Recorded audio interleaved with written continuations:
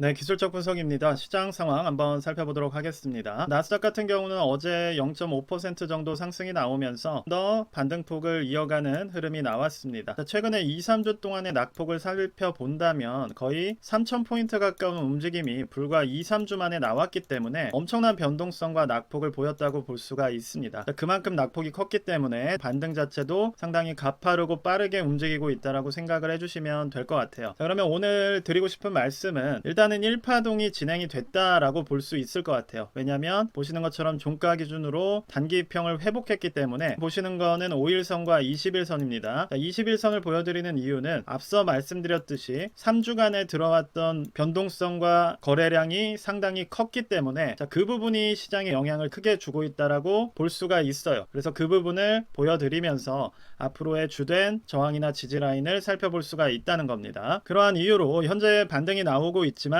가장 큰 저항선은 20일 라인이 될 가능성이 높습니다. 20일 라인과 아직은 가격대 이격도가 떨어져 있기 때문에 지금 흐름에서 도전할 수 있는 구간은 20일 저항선을 도전할 수가 있을 것 같아요. 이 저항이 최근에 들어온 강한 흐름이기 때문에 한번 도전을 한다 치더라도 이 부분을 맞고 떨어지면서 21선의 기울기 자체를 완만하게 만드는 시간이 필요할 거라고 생각을 합니다. 결국 이러한 흐름이 나와줘야 상방으로 전환할 수가 있는 것이고, 그게 아니라 급하게 이렇게 올라가 봤자 결국에는 이 구간에서 더 비싸게 사줄 만한 사람들이 투심 자체로 보기에는 없을 확률이 높기 때문에 다시 하방을 그리러 갈 가능성이 높아요. 그래서 재상승을 만들기 위해서는 필연적으로 21선 인근에서 조정을 받고 기울기 자체를 완만하게 만들면서 골든 크로스까지 이어갈 수 있는 단기적인 추세 흐름이 필요하다라는 겁니다. 그 부분이 나와줘야 장기적인 투자를 기대할 수가 있기 때문에 이전에 말씀을 드렸듯이 단기평을 종가 기준 돌파한 상황에서는 여기서는 매수 기회가 될 수가 있어요. 그럼 두 번째로 이제 우리가 봐야 되는 거는 여기서 매수가 들어갔다고 했을 때 이 부분을 맞고 떨어지더라도 저점을 높여가는지, 즉 이전의 저점인 15,700 라인보다 더 높은 저점에서 지지가 나오는지만 확인을 해주시면 된다는 거예요. 그렇게 된다면 다시 정배열로서 상방을 투자할 수 있는 여건이 갖춰지는 것이고, 그게 아니라 하방이 무너진다라고 했을 때는 손절이 나가야 된다는 겁니다. 두 번째로 쓸 수 있는 방법으로는 분할 매수겠죠. 저점 부분을 돌파할 때마다 1파동이 마무리가 됐기 때문에 여기서 일부 비중을 매수를 하고 이후에 저점이 잡히고 또 혹시나 무너져 내리더라도 여기서 비슷한 구간을 2차 매수 기회로 가져갈 수가 있다는 겁니다. 그래서 지금은 분할 매수와 리스크 관리에 투자를 해주시면 되는 것이고, 이러한 구간에서는 일희일비할 필요가 없는 거예요. 내가 여기서 이걸 먹었다고 하더라도 자랑할 만한 건 아니라는 겁니다. 본인이 그냥 상당히 공격적이고 리스키 테이킹을 하는 투자 방식을 가지고 있을 뿐이지, 이 부분은 상당히 위험한 위치이기 때문에 굳이 아쉬움을 느끼실 필요는 없다라고 생각을 해요. 앞으로 우리가 향후에 봐야 되는 거는 전체적으로 이 단기적인 이평 라인이, 즉 이 21선이 방향을 바꾸는 흐름을 봐야 된다는 겁니다. 결과적으로 상승이 나오려면 지금 이렇게 떨어지는 흐름에서는 우리가 상승을 기대할 수가 없는 것이고, 상승이 나오는 흐름 자체는 보시는 것처럼 이전에 조정이 나오던 흐름만 보시더라도 결국에는 방향을 돌리는 흐름이 나와줘야 된다는 거예요. 계속 내려가던 추세 자체가 상방으로 돌려주는 흐름이 나와야 되는 것이고, 이런 부분을 먹지는 못하겠지만 확인하고 매수를 하는 것이 추세를 타는 투자를 하는 것이기 때문에 그러한 부분에 있어서는 아직은 내리막 리스크함이 남아있다라고 생각을 해주시면 될 것 같습니다. S&P 500 같은 경우도 비슷한 흐름이고, SOXX 같은 경우는 특히나 하방으로 내리꽂는 기울기가 강한 상황이에요. 그렇기 때문에 반등이 나오고 있다라고 하더라도 여기에 모든 비중을 싣는 투자 자체는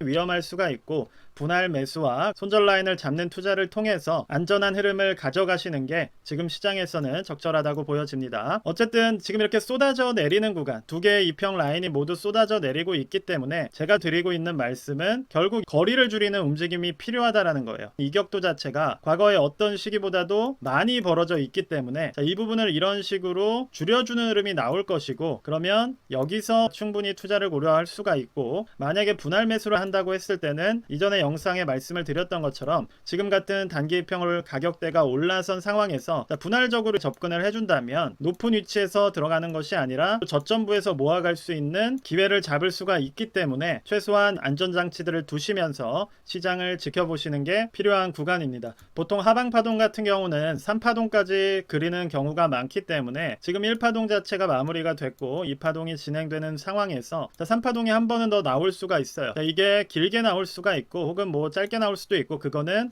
시장의 움직임에 따라 달라지겠지만 결과적으로는 3파동의 리스크가 여전히 남아있다는 걸 생각을 하시면서 이때 내가 더 살 수도 있는 것이고, 어느 정도 파동이 마무리되면 정배열로 바뀌어가는 것이 시장의 움직임이기 때문에 급하게 생각하실 필요가 없다라고 생각을 합니다. 간단하게 말씀을 드리자면 골든크로스가 잡히는 것만 기다리셔도 돼요. 결국 50일선, 5일선과 지금 20일선이 거리를 두고 있는 상황이기 때문에 자연스럽게 시장이 정배열을 만들어가는 흐름들을 기다려 주신다면 투자 기회는 놓치지 않고 다 가져갈 수가 있다는 겁니다. 이전에도 그랬고 앞으로도 그럴 것이기 때문에 지금 같은 이격도가 있는 구간에서는 전재산을 몰빵을 한다거나 뭐 혹은 낮은 위치에서 비관론에 빠져서 숏을 친다거나, 이런 식의 극단적인 투자보다는 관망을 해주시면서 기회가 올 때까지 혹은 방향성이 정해질 때까지 기다려 주시는 흐름이 필요하다라는 점을 이해해 주시면 좋을 것 같아요. 자, 지금 테슬라 같은 뭐 개별주도 좀 살펴본다면 좀 유사한 흐름이 나오고 있습니다. 이전에 말씀을 드렸듯이 테슬라 같은 경우는 결과적으로 저점이 잡히는 걸 확인을 하라고 말씀을 드렸고, 자, 여기서 단기평만 방향 전환을 해준다면 충분히 매수 타이밍으로도 볼 수 있다라고 생각이 돼요. 그렇게 되면 시장이 다 역배열로 무너져 내리는 와중에도 테슬라는 정배열을 지킨 것이 되기 때문에 오히려 시장에서 주목을 받고 에너지가 몰리는 흐름이 나올 수가 있습니다. 그래서 테슬라 같은 경우는 단기평이 방향을 상방으로 돌리는지 집중을 해주시면서 재매수 타이밍을 기다려 보시면 좋을 것 같습니다. 충분히 방향을 돌려준다면 다른 종목들은 지금 이렇게 빠지는 와중에 테슬라 같은 경우는 반대로 정배열을 잡아버리는 움직임이 나오는 것이기 때문에 이 하락에 대해서 마음이 아프신 분들이 많이 있겠지만 급하게 올랐던 만큼 파동상으로 급하게 빠진 것이라고 생각을 해주신다면 오히려 긍정적으로 볼 수 있는 여지가 있다고 생각이 됩니다. 자, 엔비디아 같은 경우도 보시게 되면 만약에 지지를 가져가게 된다면 장기적인 추세에서는 하단 라인을 어느 정도는 유지하는 흐름이 되는 거예요. 그렇게 된다면 시장 자체도 한 번 더 파동을 만들어낼 수가 있습니다. 즉 1파동, 2파동, 3파동을 만들면서 한 번은 더 랠리를 할 수 있는 가능성이 존재를 하기 때문에 전체적인 시장을 너무 비관적인 뷰로 보시기보다는 제가 드리는 말씀은 이건 겁니다. 지금 이 상황에서는 매수할 필요가 없다라는 거예요. 앞서 말씀드린 파동상의 움직임이 다시 이어져 간다면 결국 이 구간이 잡히기 마련입니다. 그러니까 여기서 지금 매수할 필요가 없다는 것이고, 왜? 어차피 이렇게 될 거면 여기서 매수하면 되지 않느냐? 그게 아닙니다. 이렇게 갈 수도 있는 거예요. 그 가능성에 대해서는 우리가 확신할 수가 없기 때문에 21선 저항 맞고 다시 하방을 그릴 수도 있는 겁니다. 아무런 이유 없이 시장이 이렇게 많이 빠지진 않는 거예요.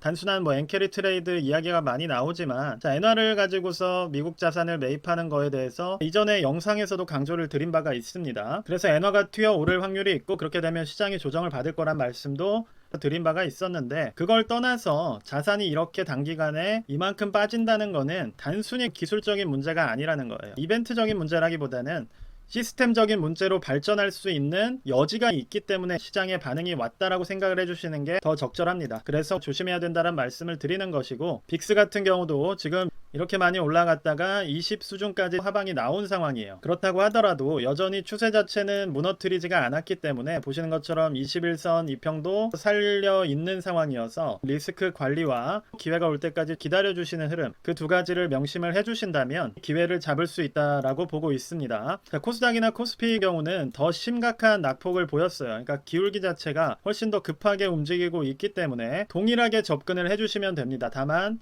미국 시장보다도 기울기 자체가 더 급하기 때문에, 자, 이 부분을 돌려주는 흐름이 나올 때까지는, 자, 이런 식의 시간이 좀 더 걸릴 수가 있습니다. 자, 시간이 좀 더 걸릴 수가 있기 때문에 특히나 코스피나 코스닥 국내 주식에 투자하시는 분들께서는 코스피만 보더라도 이격도가 엄청나게 벌어져 있는 상황이어서, 자, 이런 부분들을 고려를 한다면 우리가 이런 식으로 올라간다는 상상을 하기보다는 이런 식으로 결국 이러한 큰 낙폭들을 몇 번은 거쳐야 된다라는 겁니다. 그래서 급하게 과도하게 매수를 하는 거는 의미가 없는 것이고, 만약에 뭐 주에 올라가는 흐름이 나오더라도 결국에는 이런 흐름을 가져갈 가능성이 높다는 거예요. 그럼 여기서 물린 분들은 또 여기서 공포에 빠지게 되는 흐름이기 때문에 강조를 드리는 것처럼 단기적인 이평을 넘어선 구간에서 분할 매수로 접근하는 게 맞다는 겁니다. 자, 이렇게 넘어서서 올라가는 동안에 계속 매수를 하는 게 아니라, 자, 이후에 또 낙폭이 떨어지고 그리고 반대로 올라가는 단기 이평을 돌파하는 흐름이 나올 때 2번에서 4번 정도 각자의 리스크를 감당하는 그 성향에 따라서